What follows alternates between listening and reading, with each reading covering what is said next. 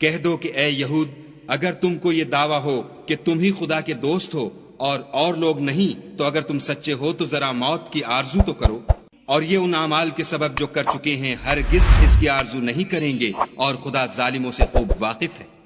کہہ دو کہ موت جس سے تم گریز کرتے ہو وہ تو تمہارے سامنے آ کر رہے گی، پھر تم پوشیدہ اور ظاہر کے جاننے والے خدا کی طرف لوٹائے جاؤ گے، پھر جو کچھ تم کرتے رہے ہو وہ تمہیں سب بتائے گا۔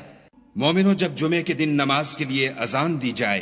تو خدا کی یاد یعنی نماز کے لیے جلدی کرو، اور خرید و فروخت ترک کر دو، اگر سمجھو تو یہ تمہارے حق میں بہتر ہے۔ پھر جب نماز ہو چکے تو اپنی اپنی راہ لو اور خدا کا فضل تلاش کرو، اور خدا کو بہت بہت یاد کرتے رہو تاکہ نجات پاؤ۔ اور جب یہ لوگ سودا بکتا یا تماشا ہوتا دیکھتے ہیں تو ادھر بھاگ جاتے ہیں اور تمہیں کھڑے کا کھڑا چھوڑ جاتے ہیں۔ کہہ دو کہ جو چیز خدا کے ہاں ہے وہ تماشے اور سودے سے کہیں بہتر ہے،